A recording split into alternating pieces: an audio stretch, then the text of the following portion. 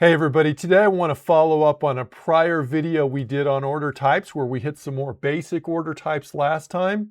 This time we're going to hit up some more complex order types, but I think important for you to know, we're doing this on thinkorswim web. Now, before we get too far into this, though, let me remind everybody that Schwab does not recommend the use of technical analysis as a sole means of investment research. And what we're going to be showing today, this thinkorswim web, the paper money version here is provided for educational purposes only. For the sake of simplicity, we're not going to take into account any commissions or transaction fees. There's no guarantee that the execution of a stop order will be at or near the stop price. All investing involves risk, including loss of principal, and past performance is no guarantee of future results. Let's head on over to thinkorswim web. Here we go. So if we're going to do an order, and I'm just going to click on buy, and just a reminder, all these symbols we use are not recommendations. They're just used for demonstration purposes only. If I click on that green buy button and it brings up a buy order here, I have different choices. And last time we talked about limit orders versus market orders. But if we're going to add in a sell order, say a stop order, very often we'll go down here where it says contingent order right there. And I can click on this and it brings up a secondary order. In addition to the buy order, I have a sell order. Now that sell order can be any type of sell order I want, but if I want to make it a stop order, I would simply go over to where it says limit, change it to stop, possibly make it good till canceled, and you've got to put in the price that you want the stop to be at, and you review the order, and then you can send that order there. Okay, so let's go back here though. So that's a fairly typical thing. When we're buying, we're going to add a stop. Usually you're probably going to just do that by clicking on contingent order. But one thing to notice when I do this, if I click on that contingent order, it says first triggers all. In other words, the first order, the order you buy, is what makes this second order active. The stop order isn't ready to sell that stock until the first order has gone through. Let's compare that to some different types of orders though. Let me click on buy here. If I click on blast all, which is another type of order, probably not as commonly used, but let's mention it. If I click on blast all, it doesn't say first triggers all, it says blast all. It means both of these orders go in at the same time with the same priority. One may fill before the other may fill before the first one, but there's no sequence of events here between those two orders. Now you can add in more orders if you want to there, but that's the blast all, probably not the most common type of order that you're going to use there though. Let's go to the next one on the list. OCO. What's an OCO? Well, an OCO is where I have one order that's going to go in and a second order, and depending on which one fills first, it's going to cancel the other one. So if we'll call this top one order A. If order A fills, then order B will cancel. If order B fills, order A will cancel. That's an OCO, or one cancels the other order.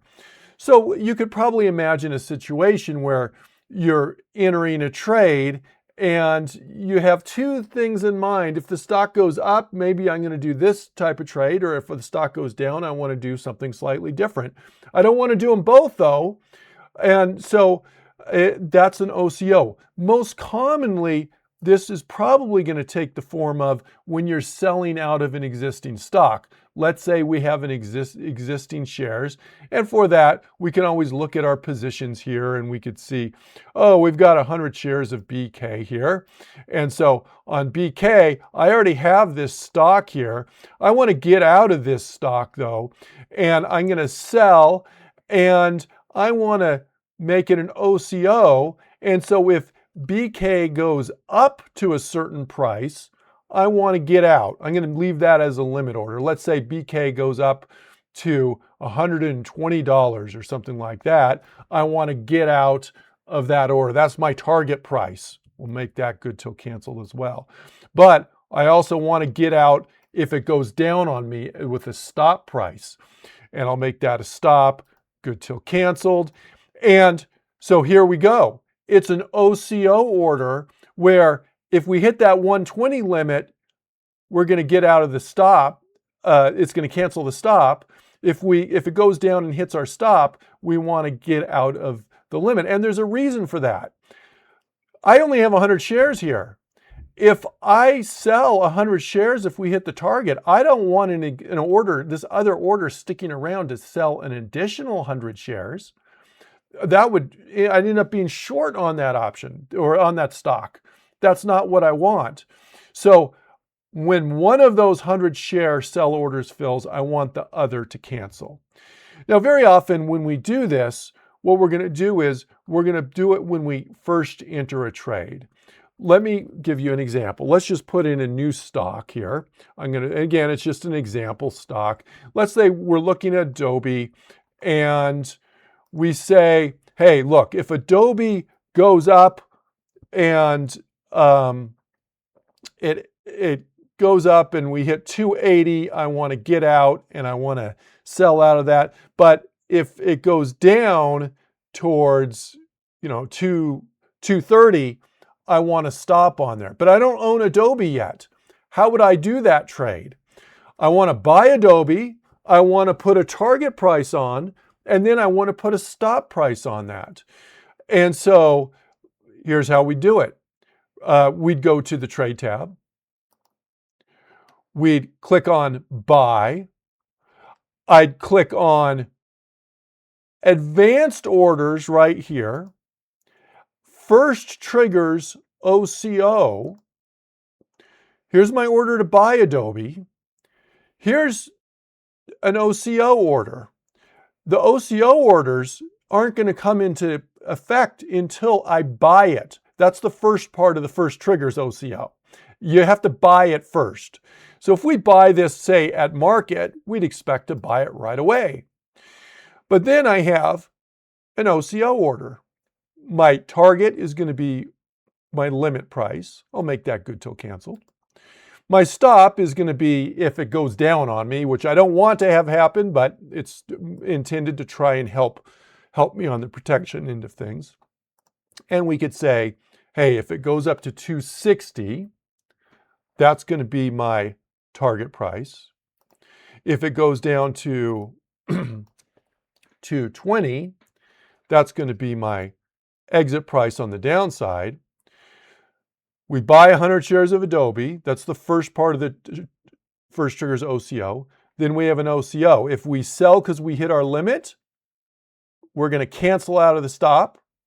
Or if it goes down and we sell when we hit our stop, and remember, stops aren't guaranteed to get us out at a particular price. But if we do sell out on the stop, it's going to cancel this so that we don't end up selling more shares than we already have. So that's how you can do that trade. Of course, before you do any trade, you got to click on review and review the order, make sure it makes sense here, and then you can send that order there to send that. But just remember, when you're doing these orders, you have some choices. We've already talked about some of the basic order types, but you have some others.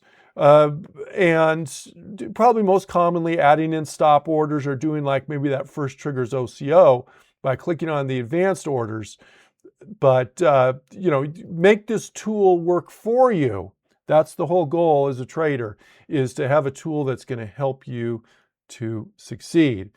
Wish you the best. Thanks for joining me, and everybody have a wonderful day.